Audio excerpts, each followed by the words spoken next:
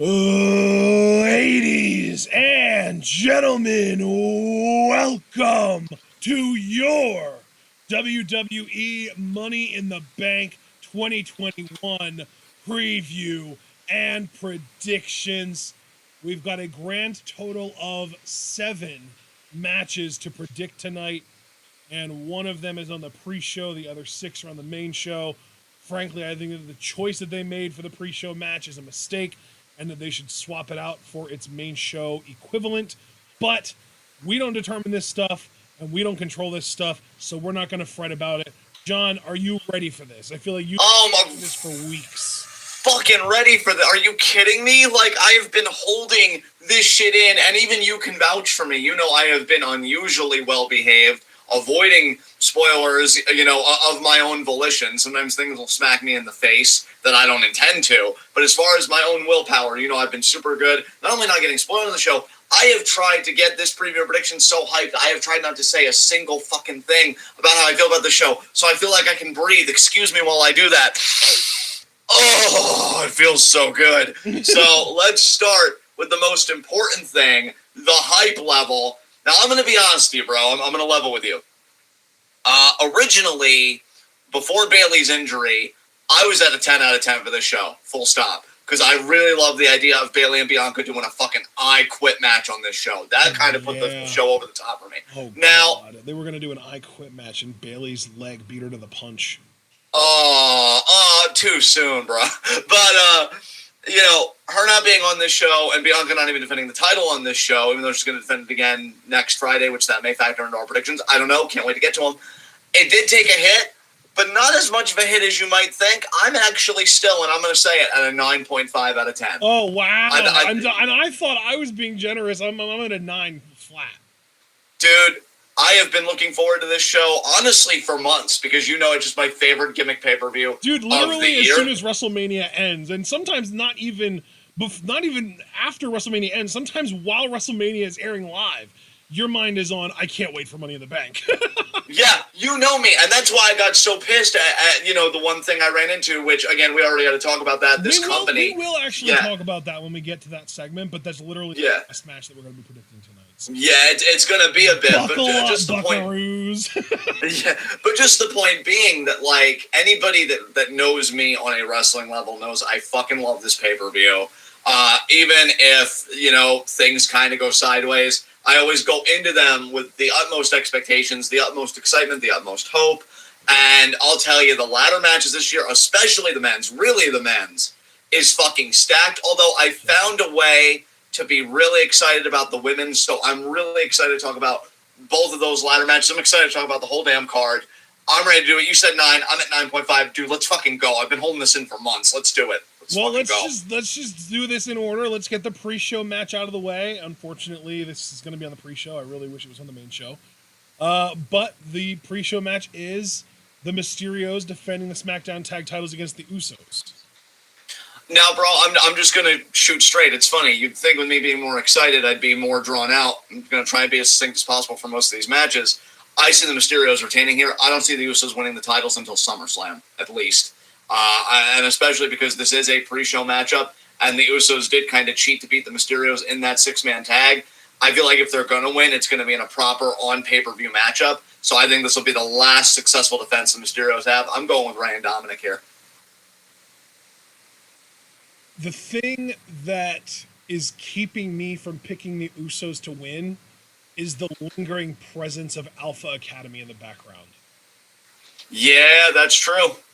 I feel like if the Usos would win, it would push Alpha Academy's potential to win the tag titles way back. Like, we're talking probably 6-7 months, maybe even next year's Mania. By then, they might even have to turn face, which it feels way too fresh of a heel turn now for that to happen. But I do think because of Alpha Academy, because I think that they are a much better candidate to be the next tag team champions than the Usos right now, I'm going to go with the Mysterios retaining. But I will say this. I would not be disappointed if the Usos did win, because I love the idea of the entire bloodline holding gold. I love that. I do too. got more I want to say about that. I'm still holding shit in even all this time later. But yeah, I think they're going to hold off just a little bit longer. Bro. I think that you and I both agree that no matter the result, Roman Edge will happen after. Well, no, it has to, because this is on the pre-show. So we know for a fact that Roman Edge is happening after this match. So even if we would happen to predict Roman to drop the title to Edge, which, again, not spoiling, we'll talk about it later, we would still have the Bloodline all have the gold for like a few hours at least. Right. So I'm not going to say anymore because I don't want to jump the gun. I'm just going to say again, I think they're just going to wait a little longer. So Mysterio is to retain. All right. Next up, our first main show match, and the match that really should have been on the pre-show over the Usos Mysterios match. AJ Styles and Omos defending their tag titles against the Viking Raiders. Okay, so I believe it was. Oh God, see, I even now their names in WWE kind of confuse me a bit. Is Ivar the bearded one, like the not bald one? Okay. Ivar is Hansen. Eric is okay. Hansen beat AJ on Raw on the Go Home show.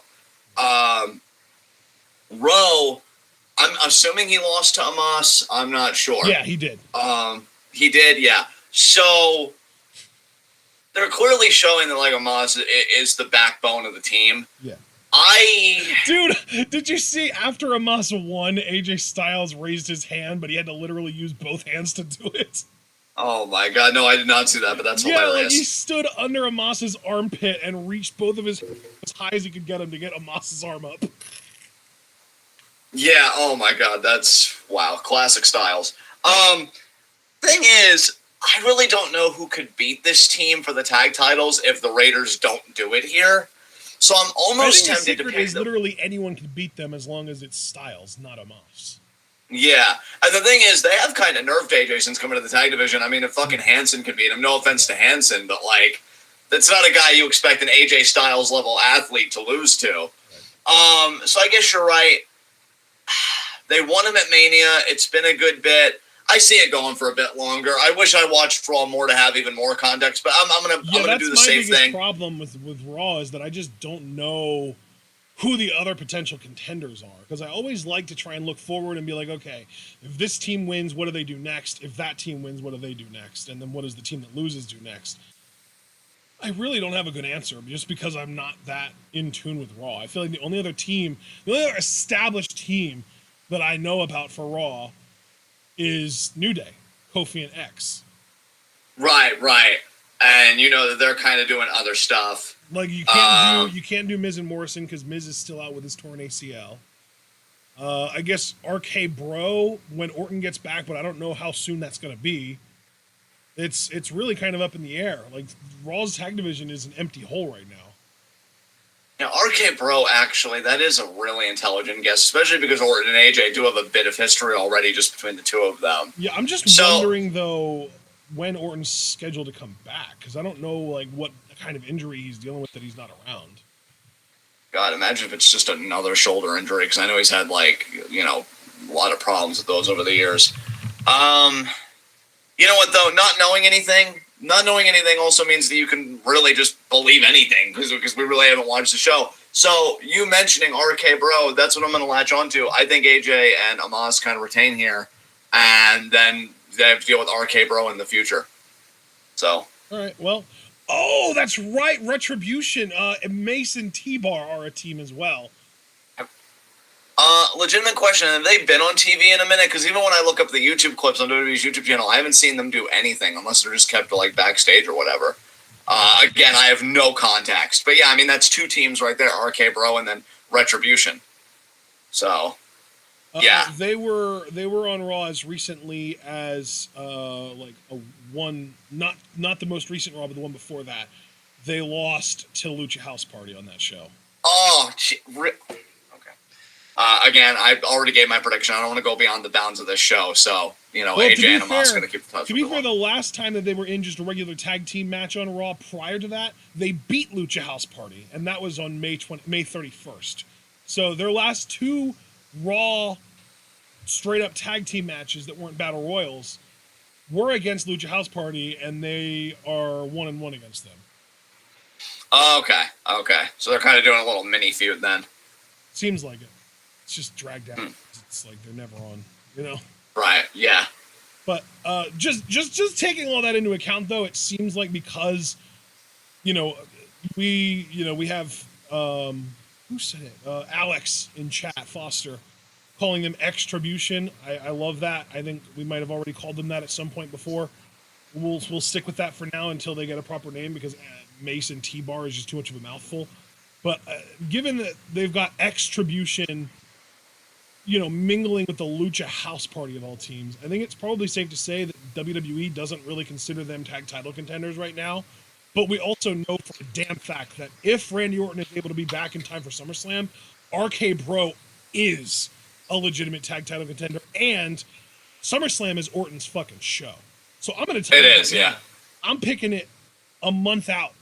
I think Styles and Omos retain here and then drop the titles to RK Bro at SummerSlam.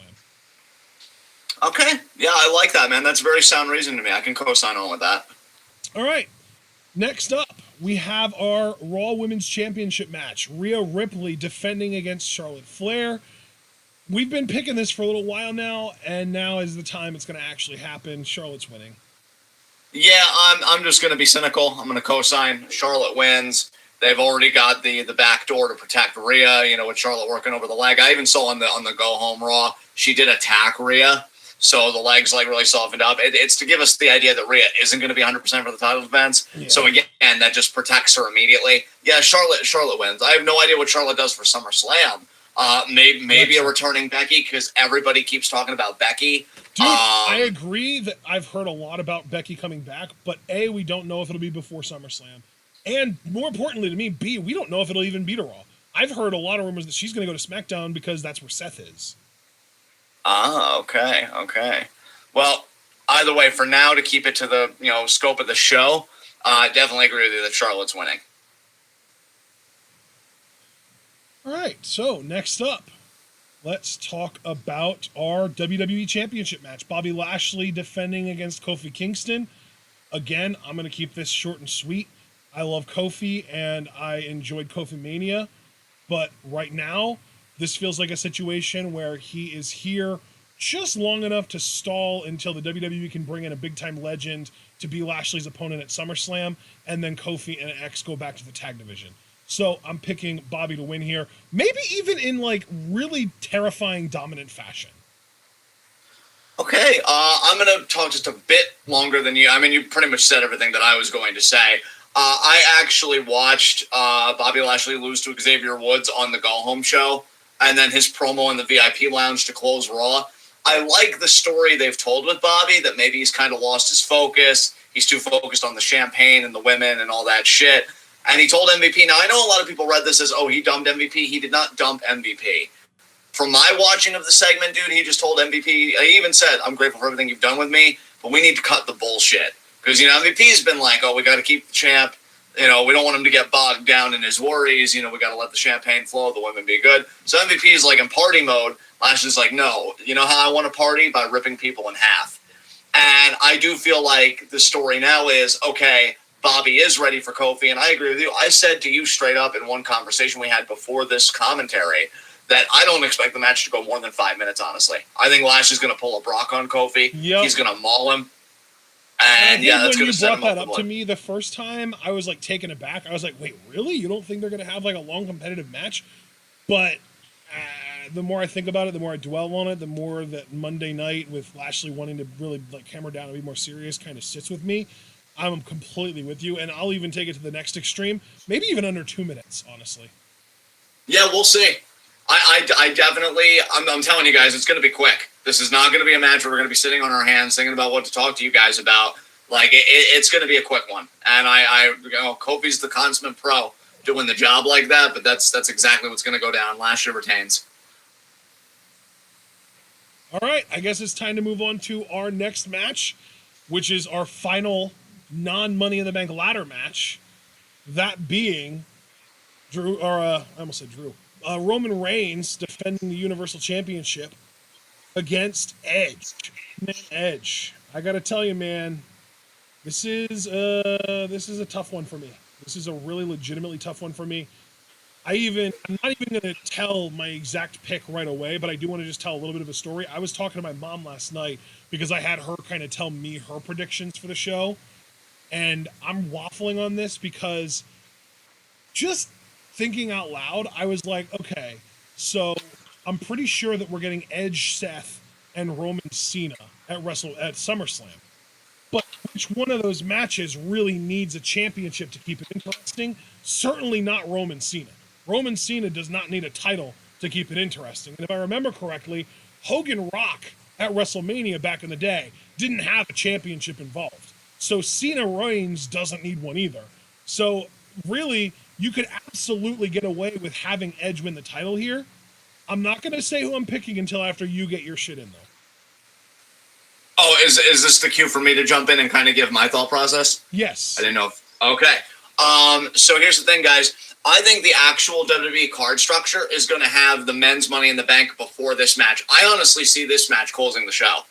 Because what I see happening here, and it is going to kind of show my hand a little bit, but I don't really care because I never had this guy winning anyway. I think Seth's screwing Edge out of the title. I think there's going to be a hope spot where Edge has Roman compromised, and Roman's going to be saved again, but not by the Usos, though, because they'll have already been taken care of. Maybe by Rhea and Dominik, who knows, just kind of keep that going. But ultimately, I think Seth is going to be the one to drive the knife and Edge's back, kind of rob him of his dreams there. And then we're really good, because they've been antagonizing each other on TV for weeks. Yeah. And I 100%, expect this to main event before men's Money in the Bank. Seth loses. It's the only thing I'm going to say about men's Money in the Bank until we properly get to it. Seth screws Edge. Roman retains. We are on very different pages regarding both of those matches, I think. Interesting. So let me say this, though. I do think Roman retains here. Okay. I'm picking Roman to retain for two reasons completely unrelated to the men's Money in the Bank, though.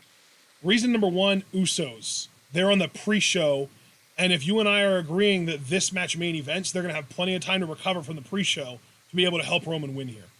Second of all, I think, why would Cena come back for any reason other than to challenge for the Universal Championship, which is one title he's never held?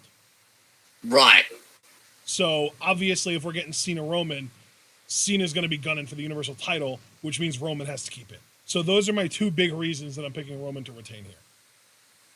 Okay, I can see that. All right. And now we can get into our Money in the Bank ladder matches, starting... I want to go first on this one, if you don't mind. Please do. Okay, so I just have one caveat. What I'm about to say, I don't need anybody to tell me that it's ridiculous, it's illogical, or it's not going to happen, because I'm pretty sure I agree with you guys, but it's Money in the Bank. It's my favorite pay-per-view, and I knew there was going to be at least one match where I'd let it ride.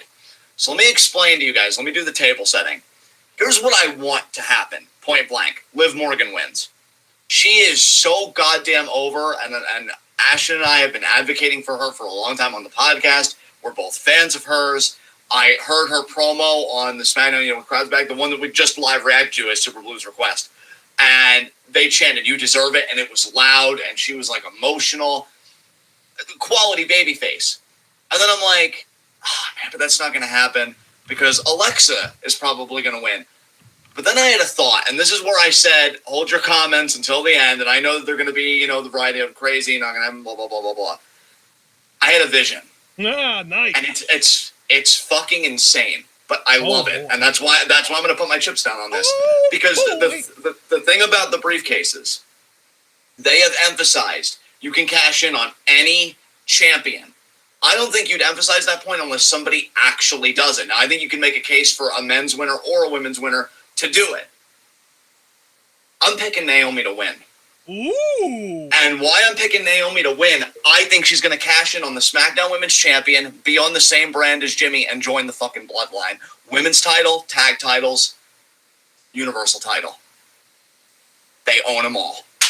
They own them fucking all. And the thing that I think is making me commit to this, and I hate to even go here, I really do, because I don't like talking about this shit and using it to support conclusions, but we know what Jimmy went through lately. I'm not going to get into it, but I'm thinking because he is Jimmy Uso, because he is a part of the big storyline, and because of everything, and we're very honest about wrestling culture and how it works, right? I think they're going to try the carrot with him instead of the stick. And I think the carrot is, hey, how about we get your wife on the same show as you? Maybe that'll help you out mentally. So she gets to be on the same show as her husband. They all get to do the same thing. And I'll take it even one step further, because I thought about this too. Now, this is where it gets really crazy. But again, I'm putting my chips down on this. This is the classic John pick of preview and predictions. Natalya and Tamina have lost now twice to Tegan and Shotzi. And Natty's eaten the pin both times. I could see them actually losing the tag titles to Tegan and Shotzi because they're the fresh new team. They're like the NXT team. Natty eats the pin again. Tamina gets sick of her shit, and maybe even her and Naomi would go after the tag titles. 2/3 of Team Bad, plus again that bloodline connection. Fucking Tamina, being Samoan and having that heritage too. And literally, they own all the fucking gold. All the fucking gold to them, at least, that matters. It's like NWO level fucking shit, except membership is in the genes, and that's why it fucking works. You can't just throw somebody a shirt. I really see them doing bigger things with this, but at the very least, even if they don't go the Naomi Tamina route, which I think would be really fucking cool, because Tamina could even say, like, you knew how much this meant to me. This was my first championship. You knew what it meant to me, and you ruined it for me. At the very least, I'm going to pump the brakes on that and say, I think Naomi wins this fucking briefcase. She's going to cash in on fucking Bianca and or Sasha. I don't know, because I think they're going to square up at SummerSlam. And that's why I said SummerSlam, because Naomi will cash in there, Usos will win the tag titles, and Roman presumably is going to beat John Cena. And the fucking bloodline fucking stands tall, all the fucking gold with Naomi as a SmackDown superstar. I'm going with Naomi to win this. That's my big, bold pick of preview predictions. Naomi is winning Money in the Bank. Okay, I really wish I would have asked you this before you went on that whole thing. If you weren't feeling really, like, froggy, like you really wanted to just take a big leap of faith on this pick, who would your pick be?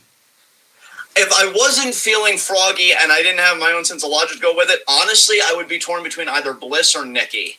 Because Nikki's been on one of those fluky rolls, and I feel like they don't want her to get, like, definitive wins, and I almost feel like Money in the Bank is that mechanism, right? Like, if you just pick the bones of a champion, did you really earn that championship? I mean, of course you did, but, that would be the logic of the ex-champion, right? And then Alexa, because she's Alexa, and she's not going to take any fucking bumps, and she's going to pick the fucking scraps. So to me, it would be Nikki or Alexa, and if I was torn to choose between those two, I would say Alexa. But again, I'm locking in Naomi for my pick, but I'm curious who you're going with. Okay, so this is the most that we have been different on any kind of pick in so very long. All right. In my mind, now again, obviously you and I are on very, very different pages here. But in my mind, the women's Money in the Bank match only has 3 viable winners. Okay? Okay. Alexa Bliss, Nikki A.S.H, and Liv Morgan. So I don't even consider Naomi at all. I don't consider her. I don't think WWE is even considering her. I will say this though. I don't want to just shit on your vision by any means. I love your intentions. I love that you want Naomi on SmackDown because maybe her being on the same brand as Jimmy Uso will help him with his mental health issues that might have led him to drinking and driving in the first place. I fully appreciate that. I love your intentions there. You've got a very kind heart. Everyone knows that. It's a really great thing that probably should happen. But in my mind, you're using an entire ass Money in the Bank briefcase win and then successful cash in to do something that can be done with a simple kayfabe tweet trade. That's true. But here's the thing. To me, and again, I feel like one of these briefcase winners, let me just put it that way very plainly. Doesn't have to be women's. I think one of the briefcase winners, men or women's, is going to cash in on a different brand champion because they've been emphasizing that you can do that. Like, they've really gone out of their way to make note. Like, even the NXT champion could be cashed in on. I don't think you make that a point unless you're going to use it. And Naomi, to me, is kind of at a standstill right now. Ever since Lana got released, I feel like Naomi's kind of been in a weird limbo, maybe doing singles matches here and there. Again, we don't watch Raw, so maybe I'm even kind of off base about that. She qualified with Asuka, but she let Asuka know, no, I'm winning this ladder match. I think Naomi needs a jolt, personally. And I think, again, she sees her husband doing this stuff with the bloodline. It's not just the Jimmy Uso personal problem stuff. Because to me, too, she is a part of this family. And I think it'd be fucking cool for the bloodline to get a female member. And here's the thing, too. This is one of the hottest things going in wrestling. Now, I'll be honest. I'm a fan of Naomi, but even when we're fans of somebody, we should be able to critique their deficits. Naomi's last heel run didn't really blow me away. I remember neither one of us really liked it. Yeah, that's the only part, I think, about your idea that I hate outright, is it would require Naomi to be a heel. And that just does not work for her. And you know what? That's okay. That's okay. Because I think a lot of people would have a similar reaction, right? But to me, if she's a heel in this context, because the last time she was heel, Tamina was the heavy, it was, team battle, that stuff. Here, it's more, again, of, leaning into that nepotism and, acknowledging Roman, and she'd have these guys, backing her up. I feel like just by associating with these guys, she becomes more interesting as a heel, and it feels kind of rounded out to me in a way. I don't know. I think it's the out there pick. I get that. Like I said, it's very out there. It's the out there fucking pick. And I understand that. And again, that's why I even said, everybody saved those comments because I knew they were coming. But I feel it, man. It's just ever since I thought about it, I couldn't stop thinking about it. And I'm like, well, it is fucking different. Because the thing is, dude, to me, Alexa doesn't need it because she's got that fucking supernatural gimmick. And to me, honestly, with her gimmick, no matter how horrendously she portrays it, she doesn't need the title. Nikki A.S.H. here, she's already gotten fluky wins against champions and contenders. Literally, it would just take Adam Pearce and Sonya Deville and kayfabe, because you talk about a tweet trade. Well, I can retort back and say she's already gotten so many wins over Charlotte and Rhea. No matter how fluky, a win is a win, right? She should be penciled in for a title shot anyway. Yeah. The only other person is Liv. That is the only person I'd show any regard, because she is the underdog babyface. It would make sense for her to really make it. But the thing is, when does an underdog babyface with her kind of momentum and really feeling confident, I don't that's not part of the struggle to me, at least. I think she's going to struggle a bit more. That's why I'm a bit surprised Sonya Deville isn't in this, because I thought she was going to fuck Liv over. And I don't think she will now. It would make no sense it would just be kind of out of nowhere to me, especially when she's in a cozy position with Adam Pearce running the show. But I just don't see Liv getting it right now. But Liv is the only one I would entertain. Nikki, I feel like her gimmick, she's above championships. It's kind of like the Undertaker thing. You would only want a championship if you wanted more victims, but she hasn't really had a problem getting victims. She's tormenting Shayna fucking Baszler, for God's sakes. And Nikki, again, I already made that point. So Liv is the only one, and I'd be thrilled for her. But yeah, Liv is the only one I'd seriously consider, because we know neither Natalya or Tamina are winning it. Right. Asuka, no, because she already had the big title run, and I feel like she's going to more legitimize the other women in the match. And not to mention, she literally just won Money in the Bank last year. Yeah, exactly. Yeah. And Zelina, again, love her too, but I don't know. Bro, it just really wouldn't hit with me. Did you see the video that Zelina put up today making fun of Liv? No, I didn't. Holy shit, it was hilarious. It's worth watching. When we get off of here, if you remember to remind me, I'll look for it and find it and send it to you. Yeah, all right. So looking at this field, I can see why the three favorites are who you say they are. Really, the only one I'm seriously considering, again, is Liv, because she seems to have the most story out of any of them. But yeah, I'm looking at Naomi, and I'm like, damn, because she was the SmackDown Women's Champion for the very first Women's Money in the Bank, and I know she's been in ones prior, but I just feel like, yeah, that's what my gut's telling me. And again, there's always one match on every pay-per-view that I'm like, yeah, but what if? And then I just go with it. So this is that one. I'm locking in Naomi. Who are you locking in, though? Who are you officially predicting? Here's the wild thing, though, is your wild might not even be as wild as my wild, because my wild is picking someone that's not even in the match to win it. Oh, well, who are you picking then? Well, no, I'm not saying that's what I'm saying. Just let me sort my ducks. My actual pick isn't my wild pick. Okay. I feel like your actual pick is your wild pick, because you even... Yes. Yes. You know. But my wild pick would literally just be Becky Lynch pulling a Brock, showing up, climbing the ladder, taking the briefcase down. Who's going to stop her? Ooh. Yeah. Yeah, I guess in one way it works because she is the man character and she kind of emanates that energy. Yeah. On the other hand, though, we hated when Brock did it because it's just such a heel move. I would hate it. I would hate it. I would hate it less than I hated the Brock thing, but I would still hate it because I hate that there's even a possibility of somebody not being announced for a match winning it, especially a match as big as Money in the Bank. I would hate that. But I would still get excited for Becky versus literally either champion. Like, even if it is Charlotte, Becky-Charlotte is typically a good match, and I would genuinely believe that Becky would win it because Charlotte's title reigns are also fucking short. So, yeah, Becky getting back on top. If it was Becky versus Rhea, I'd be stoked as hell. If it was Becky versus Bianca, that would be incredible. I'd love any of those matches. So, yeah, for sure. Becky would literally just show the fuck up, pull a Brock, win the Money in the Bank briefcase.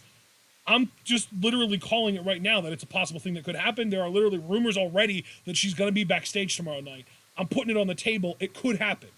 But the actual pick that I am going with, I'm keeping it completely grounded.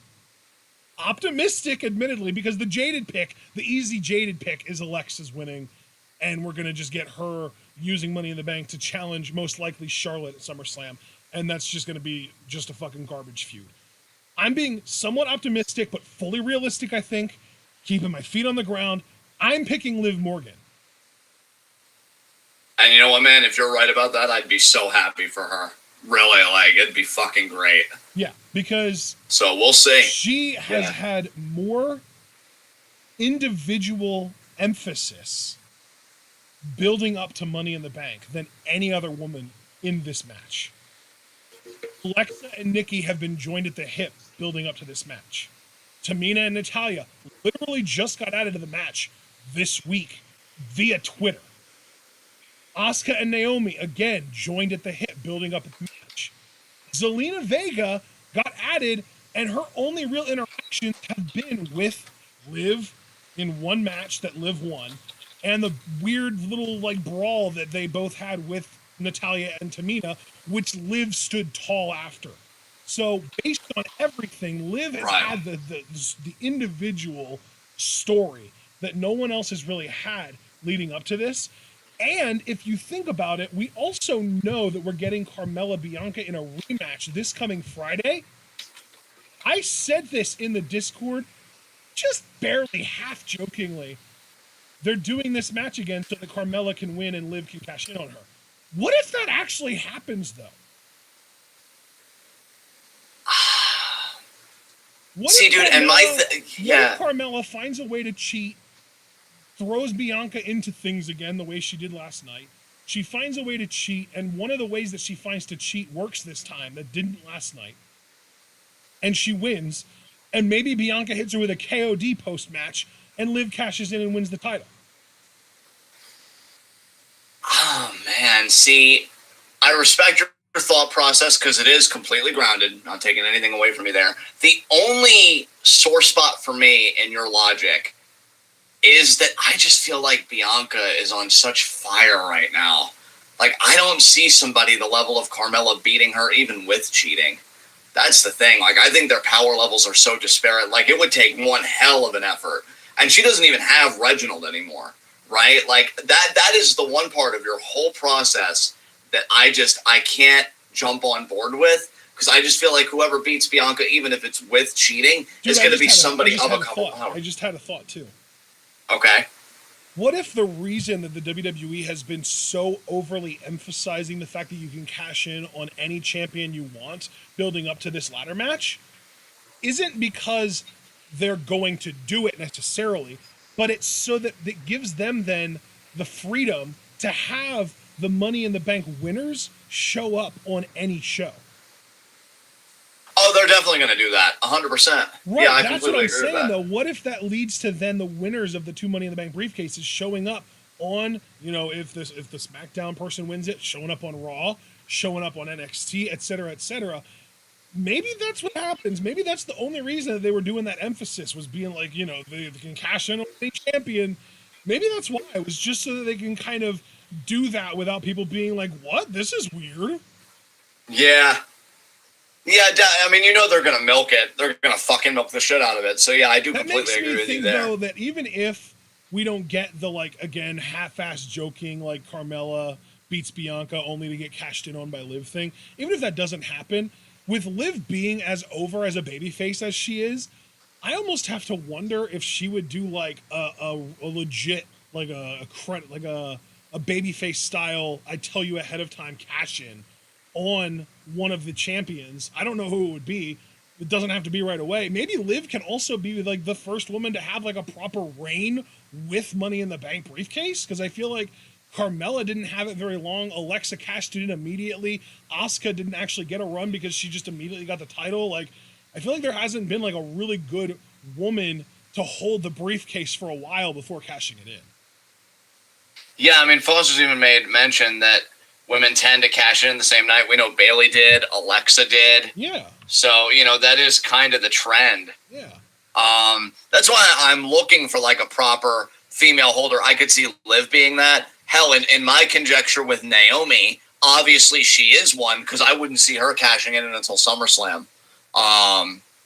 Which I think is like, yeah, it's next month. Yeah. So, yeah. I don't know, man. I want to emphasize, I love Naomi, so I'd pop if she would win regardless, my prediction or not, just because I think she's a wonderful person. Liv, though, I would pop huge for, because, it's been a long time coming, I think, her getting something. So if Liv would win, and I think you said that was your, like, optimistic pick, but like, your legitimate pick at the same time. Yeah, I am legitimately picking Liv, and it is a little more optimistic than my usual picks are, but I just can't bring myself to pick Alexa or Nikki, man. I think that, like, out of those three, I think Alexa is like, it's like a 30-30-40 thing. I think Alexa and Nikki are like 30% chance each, and then Liv is 40% as far as winning, which is why I'm going with Liv, because I think she has the highest chance. And I just like, as easy as it is, and as much as I want to be cynical about WWE because getting my hopes up never pays off with them, I just can't bring myself to pick either of those other two. I just can't do it. Yeah, I hear you on that, man. Absolutely. All right. That's the women's Money in the Bank ladder match in the book. So now we get to the men's. And since I kind of monopolized the women's because I was so excited with my froggy pick, I want you to go first on the men's here. Well, what's interesting about the men's match to me is that there really isn't a bad winner in this bunch. Like, don't get me wrong, I would be the least happy about Matt Riddle winning, but at the same time, WWE's high on him. He would have a good briefcase run. He'd probably have a successful catch, and that would be them making themselves a main event star, which is good for the business. So even if we don't like Riddle personally, I think he's the worst pick out of the 8 to win, for us at least, and he'd still be a good pick for like the overall like picture. Out of the 8, I think there are 3 dudes that I'm kind of writing off immediately, as I don't expect them to win at all, as much as I wouldn't mind a couple of them winning. Riddle is actually one of them, and then Ricochet and Morrison. I'm sorry, but dude, no, it's fine. It's those fine. Three Yeah, guys I don't see having a real shot at winning. The other 5 though, it's literally like roll a 5D. And you could land on anyone, and I'd buy it. I could genuinely believe any of the other 5 guys winning. Nakamura and Owens both already have built-in stories with Roman that would be perfect for them to win Money in the Bank. Drew is such an obvious choice just because of how dominantly built he's been. Seth is a super obvious choice because he's literally like the new ultimate opportunist at this point.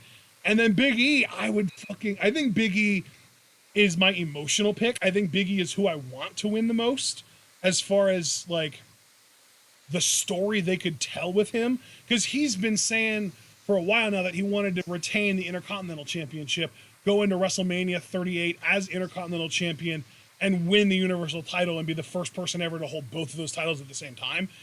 He already lost the IC title, but maybe he'll do it with the Money in the Bank briefcase now.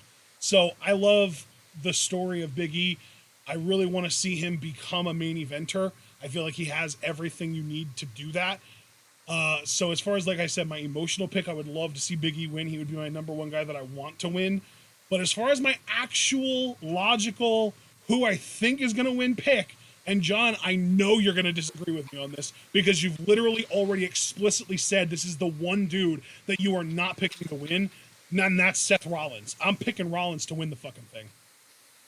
Yeah, and again, I reiterate, I do disagree with that. And we already talked about Roman Edge, so I can already just come out and say I think Edge challenges Rollins for the briefcase at SummerSlam. Interesting. Yeah, okay. So, may I go, please? I don't want to take away your time unnecessarily. Am I good go too? Ahead. Yeah, you're good. Okay, so let's clear the table here. Let's start fresh. Again, WWE card structure, I'm expecting Roman and Edge to main event. I'm expecting Seth to lose. And then maybe him and Edge have one more interaction where Edge, like, I don't know, laughs at him, makes some kind of a remark, whatever. And Seth stews because we've seen his heel character. He's got a hairline trigger with his emotions. Here's the thing, guys. He's got a hairline. Looking at you, Corbin. There it is. Here's the thing, guys. I'm already counting Drew out of this. Because having watched the Raw Go-Home show, I saw that he wrecked Jinder's motorcycle. I think Jinder's either going to take him out of the match before it starts, or he's going to screw him in the match. Right. So, I mean, the whole taking him out before it starts, then Jinder would take his spot. That makes sense to me, too. Well, yeah, and that makes sense to me, too, because a few weeks ago, Jinder was like, oh, and if one of the competitors can't make it, please consider me as an alternate. Right. So I don't even think Drew will even make it to the match, honestly. And if he does, Jinder's gonna fuck with him. Riddle, fuck off. Ricochet, I can't believe I'm even saying this, knowing what we know IRL about Matt Riddle. So I'm keeping these comments purely to wrestling. Riddle has the least amount of charisma in this fucking match, or excuse me, Ricochet has the least amount of charisma in this fucking match. Yeah. Like, he would be the most and then Baron Corbin happened. But Baron Corbin, I at least enjoyed on a so bad it's good kind of way, and I did enjoy his heel character when he still tried to make hair work. Ricochet would be the most boring Money in the Bank holder of all time to me. I'm sorry. I'd hate it. I'd absolutely fucking hate it. I think the only reason that I wouldn't hate it is because I've been watching Lucha Underground lately, and it reminded me how great of a top face Ricochet's capable of being. That's true, but that's the power of the pencil if I've ever seen it, because I've heard that prepubescent voice. WWE's capable of making people in an instant already, though. Yeah, you know how you get them instantly over without even really trying? Don't talk, because that prepubescent voice ain't selling a goddamn ticket. So, continuing, Morrison, look, guys, you know I'm rooting for him. You know that's the emotional pick. But I'm also realistic. I'm not stupid. I may feel froggy, but I always either acknowledge the frogginess and try and create a logical structure. There really isn't any here, which is kind of a shame because Miz is finally being useful for once in his wretched life, and he's helping Morrison actually be the main event star that he always was. And he's doing great work, both in the ring and that Twitter promo where he came out of the fucking water like Jason Voorhees and cut a promo. That was so good. And, you know, he's doing some of his most inspired stuff in his fucking 40s. But it's, and I don't say this caustically to him, I say it to the universe. It's kind of a too little, too late sort of thing. I feel like he should have been a top guy in that company, you know, when he was actively in the company. So I am writing him off. To me, it comes to, and Nakamura, he's doing the thing with Boogs. Honestly, I see him as the next IC champion. I've been saying that for a while because Apollo's whole thing is I come from Nigerian royalty, and, well, Nakamura, he goes by Kingsuke now. So, you know, the whole crown and Boogs. So I think they're going to do an IC title feud. And then there were two. Big E and KO are the two favorites to me in this fucking thing. It comes down to these two to me. And I know you already said Rollins, but you know my buffer against Rollins. So you can understand why, for me, KO and Big E are the favorites. Dude, I would love... That's the thing. Like, I don't want Drew to win because I feel like there'd be fan backlash. But on a personal level, I'd love Drew to win. I'd love Kevin to win. I'd love Morrison to win. I'd love Big E to win. I'd love Nakamura to win. And personally, I'd even love it if Seth won. I think all six of those guys would be genuinely great Money in the Bank holders.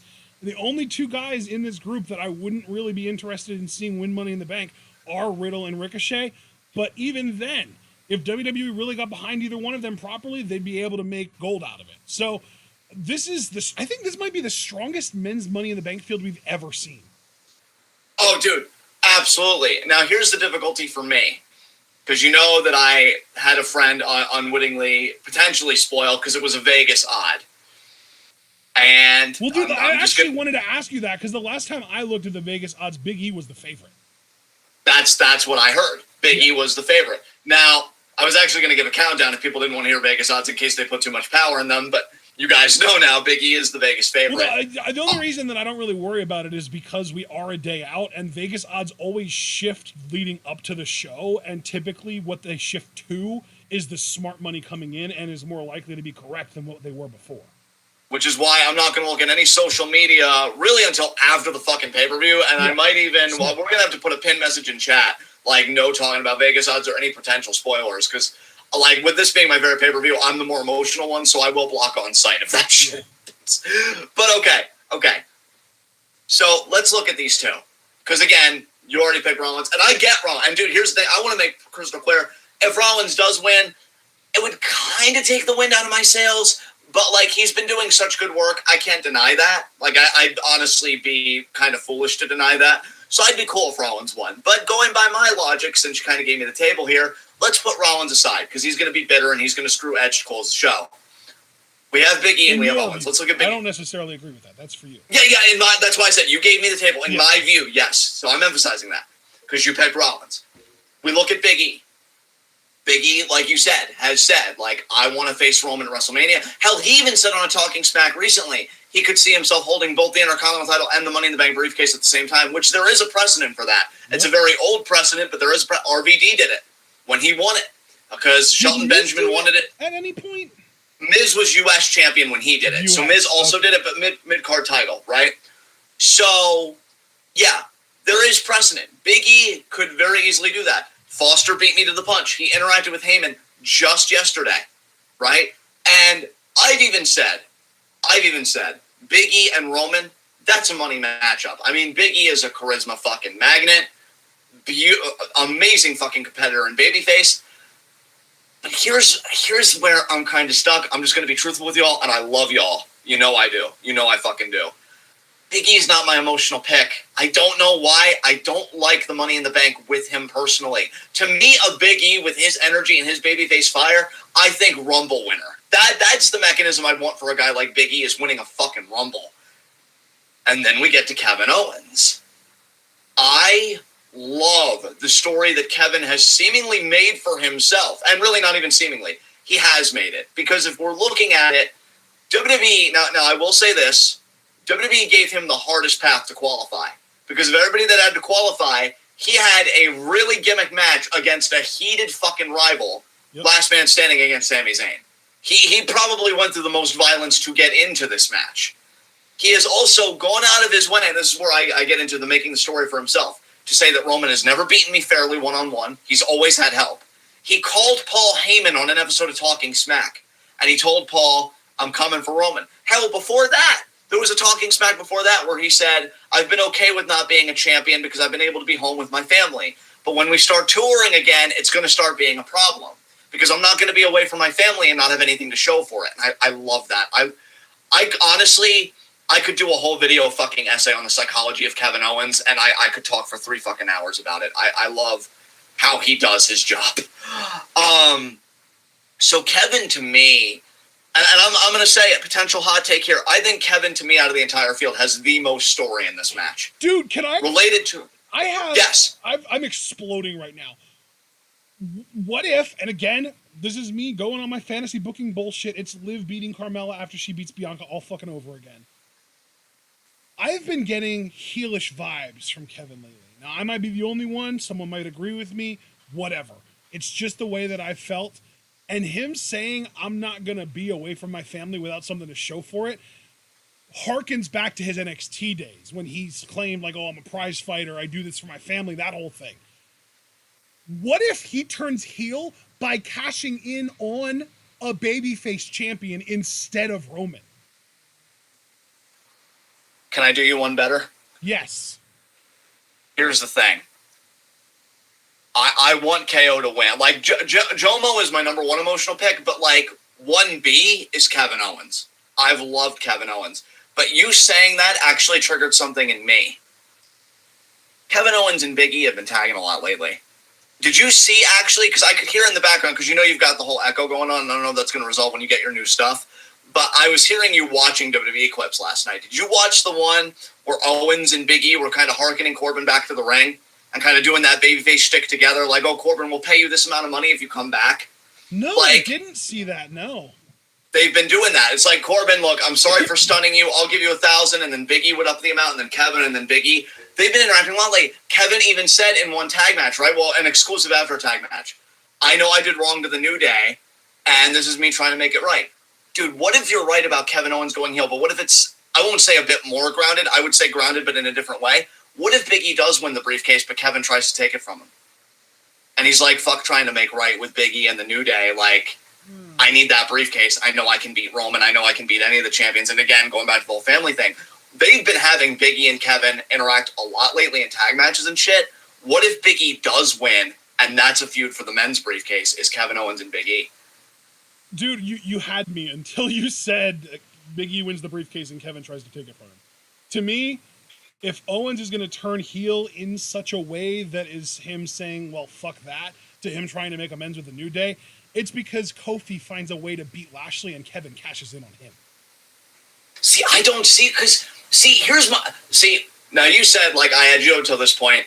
I can see you about Kevin Owens being heel. My problem, though, with the whole briefcase is he has made it abundantly clear that if he gets that briefcase, he is tormenting Roman with it, and Roman's the top fucking heel. Now, I'm not saying people can't change their motivations, but it would be weird for me for Kevin to do all of this as a babyface, win a last man standing match, which I get that he kind of dipped into his darkness, but like everything's legal. So you can't really say he did a heelish thing in a match with no rules, right? And then he wins the ladder match all as a babyface. Why do the final fucking thing as a heel when you're that close to your personal redemption? In my mind. You get what I'm saying? There's like also it just a part like of me that wonders if he would even get booed by cashing in on Goldberg at SummerSlam. Or if it would be like a tweener thing, like dude, that would be so poetic, though. I love that you said that, though, because that would be so poetic. Because Goldberg beat him for the Universal title. Yeah. That's why that was the thing that was in the back of my mind that I was exploding about, was the idea that Kevin could win Money in the Bank, and then rather than cashing in on Roman, which is what we all want, he cashes in on Goldberg instead, which would also fulfill your requirement of somebody switching brands via cash-in. Yeah, because I really think that's going to happen. And I realize that I still haven't formally made a pick yet, because, again, you already picked Rollins. And, again, it really comes down to KO or Big E to me, which fucking sucks, because, again, they've been tagging. Like, I almost feel like WWE has subliminally been telling us, like, pay attention to these two guys, because they're tagging together. KO is doing the talking smack stuff. Big E just had the thing with Heyman. It's going to be one of these two guys. I just got to pick the right one. SmackDown's upper mid-card to, like, borderline main event roster is fucking ridiculous. It really is, dude. It's like, fucking stupid. Literally all 4 SmackDown representatives in this match, plus we've got Corbin, which I know we're not super happy about, but he does exist, and he is unquestionably in that tier. Plus, we've also got to take into account that we just added Finn Balor back into the mix. Like, this is a Sami Zayn, too? This roster is ridiculous. It really is. It's one of the best SmackDown rosters in some time in that particular region. Like you said, upper mid-card, borderline main event. And I agree. Fuck, who am I picking? Because look, guys, here's the God-honest truth. Obviously, again, I'm picking Morrison to win, but because logically I've already counted him out, you could really honestly say I'm rooting for KO the most. Because I do see him as a viable shot here. Right, because you wins. See Kevin as like an actual, like, legitimate contender, whereas Jomo, you feel like it's like an in your dreams kind of pick. Dude, even I'm cognizant enough to know, like, that shit ain't happening. And I know the stuff I predicted on here. I don't even need it to be reminded. Like, I know it's not going to happen with him. And it really comes down to KO or Big E to me. And again, like, I appreciate your logic with Rollins. And hey, dude, you know I have no problem giving you your props when you're right. If Rollins does win, I'll be like, oh, well. Yeah. I don't think Rollins is going to get involved in the Roman Edge match. I don't think he's going to need to. I think Roman's going to win with the help of the Usos. I don't think that Seth is going to need to do anything because, I don't think that the Mysterios are going to be going out and trying to cancel out the Usos when they don't have any kind of stakes in this match the way the Usos do. Yeah, and again, I can appreciate... The Mysterios already retained their titles in my world at this point. There's no reason for them to be coming out and trying to fuck over the Usos. Right. Yeah, and again, I appreciate all the logic you're laying down with that, because it's not like you're having a flight of fancy here by any means. Yeah. So in my mind, like, Rollins doesn't need to be involved with that main event. And I think Edge is losing, which means Edge is going to need some way to get back into the Universal title picture. He's going to be desperate, and he already is in like a little bit of like a war of words with Rollins. So naturally, we already expect him to have a match at SummerSlam. I think Edge is going to want Rollins to put the briefcase on the line. Yeah. I mean, Edge isn't getting an opportunity to be in Money in the Bank this year because he's in a title match already.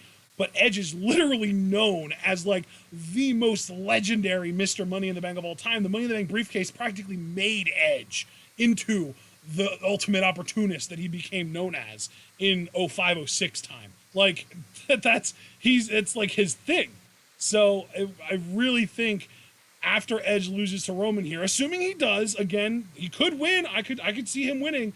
But if he does lose to Roman here, as we both predicted, I think he's gonna be wanting to scratch and claw to find any way back to the Universal title picture that he possibly can. And going through Seth Rollins, in my mind, to get that Money in the Bank briefcase is the way to do it.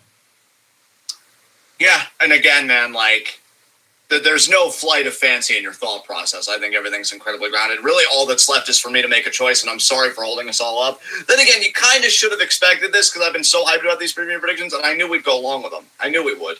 Because it's just one of those pay-per-views where the gimmick itself lends itself to so much possibility. Yeah.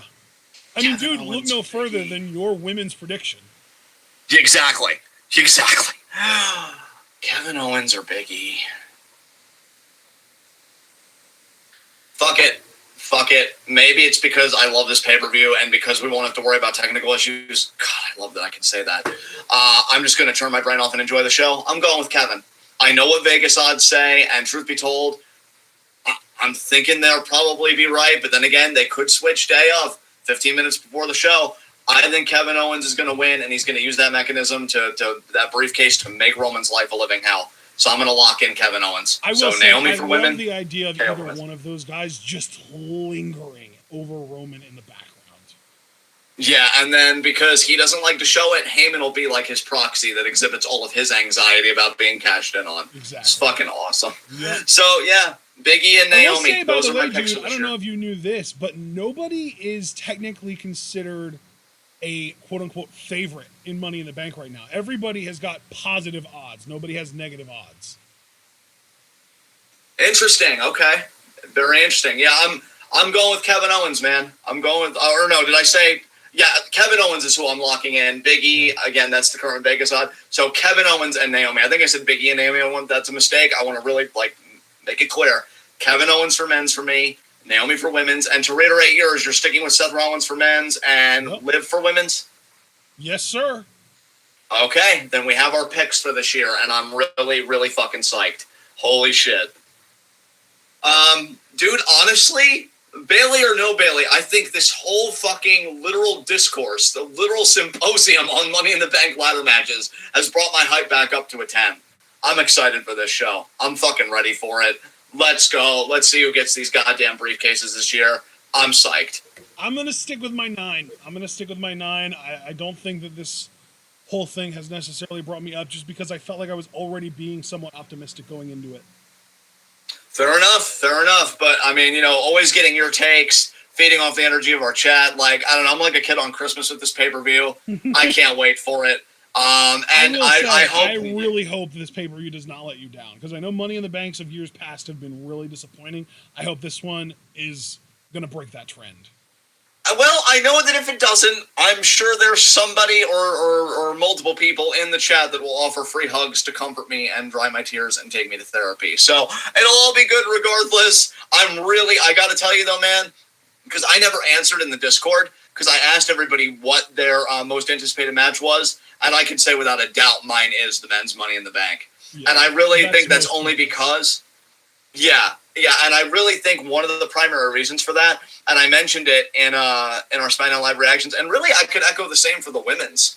On the champion side of things, every champion seems to be so legit, whether we like them or not. And if Charlotte beats Rhea for the title, that stands, because even though you and I can't fucking stand Charlotte, it's Charlotte. So, like, on the champion's end of things, it's going to make the briefcase holder kind of dynamic, even more interesting, because I don't see any champion in either division as, like, a lame duck, just with how they've been portrayed and presented. But, yeah, men's for me, for sure.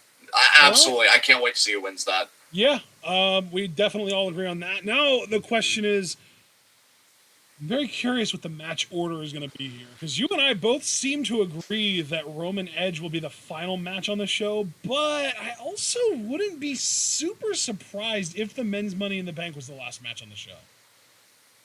I do agree with you there. I'll say right now, guys, I think the women's Money in the Bank is opening. I think with gimmick pay-per-views like this, you have the gimmick open the show and potentially close the show, or open the show, and then the other one's like in the middle of the show, and then you have the big title match with a guy like Roman main event. So I do think women's is opening. Totally agree with you on that sentiment. Yeah. All right. All that being said, are we ready to close this out here? Mercifully, I think so, but I had a lot of... This was totally worth the wait, so I'm happy that we really got into these matches, for sure. You feel like you lost about 18 pounds doing this? Hell yeah, dude. Like, I've held this all in for so long, and especially the Naomi pick, when I thought of it, I'm like, oh, God, I'm about to drop this all on him. Oh, God. Yeah, but, yeah, I had such a creative pick. I feel like you could kind of weave up an intricate storyline to justify any of them winning, but you just decided to cling to the one for Naomi that you came up with. Yeah, for sure. I'm like, dude, if she wins it, I'll never doubt myself again, and that's horrible for everyone else, because I feel like my ego's big enough as it is. Oh, man. All right, I guess we're done here. Yes. Thank you to everybody that came out. You guys are fucking awesome. And somebody new just came into the chat. Abdurrahim, never give up. John Morrison deserves really more than anyone else. My man! There we go. I hope I see all of you guys tomorrow. Again, we're going to try and live react to the pre-show, so what time should we tell them to be there? I guess we could just put out a mass tagging tweet at a moment's notice when we go live. Yeah, it'll probably be between 7:30 and 7:45. I don't know the exact time, though. I agree with him, so be on the lookout for us for that window, guys, 7:30 to 7:45. We hope to see you there, and we really hope to see you there for the entirety of the show. You guys are awesome. Your energy is going to be just so welcomed, and I'm going to feed off of it, especially for both the ladder matches. And again, I've made my logical picks. I'll let you know right now my emotional picks. Liv, definitely. I think she deserves it. And Jomo and KO, especially for men's. So I'm going to turn my brain off. I'm going to enjoy this thing. I know Ashton will as well. It's going to be a party. I want all you guys there. Please leave a like as you file out of this video, though. More likes you leave, the more it helps the channel out. You know, it gets our content more visible in the algorithm, and we fuck algorithms in this house. Subscribe, click the bell icon, so you never get missed any of that Twitwell goodness. You're not going to want to tomorrow night, because we're going live a bit earlier, just because the kickoff is worth reacting to. And again, the whole of Money in the Bank is going to be just something awesome. And then after that, I know Monday we have a DBK Twitwell request. 5 random matches, I think it was. But right now, my focus is just on Money in the Bank. So again, join us for the kickoff and the whole show. And yeah, I think that's all I've got to say. So Ashton, please, sir, take us home. All right, ladies and gentlemen, we hope that you all enjoyed our preview predictions tonight. We already lost literally half of our audience just while John was doing his version of the outro, so I guess I'll try and make this quick. If you did enjoy, remember to like the video before you leave, subscribe to the channel, click the bell icon, and follow us on Twitter and Twitch. If you would like to support the channel, you can also subscribe on Twitch, buy our merch on Spring, donate to our Patreon, and share this channel and this video with all your wrestling fan friends, and let them in on the best-kept secret in the YouTube and Twitch wrestling communities. That's right, we are TwitWow, and we are the workhorses of the YNTWCs, and we will be seeing you all tomorrow night for our live reactions to Money in the Bank. I also do think, yes, we do have a request for Monday. We will be going live at 5 p.m. Eastern Time. We've got, I believe, 6 now matches requested specifically from DBK. Again, happy birthday to DBK. It's his birthday today. Or I guess it's his birthday, quote-unquote, today. It's Sunday, but it's already Sunday in France, so it's his birthday now already in his time zone. So happy birthday to DBK. We will be going live at 5 on Monday to react to 6 matches that he's chosen from the history of WWE, Impact, and New Japan. That'll be at 5 p.m. Monday. Tuesday night, we've got NXT. Wednesday and Thursday, we'll be live reacting to Stardom. And then Friday, we are going to be doing a SmackDown review. We hope that you're looking forward to all that. And most importantly, we hope that you're all able to remember So stay tuned.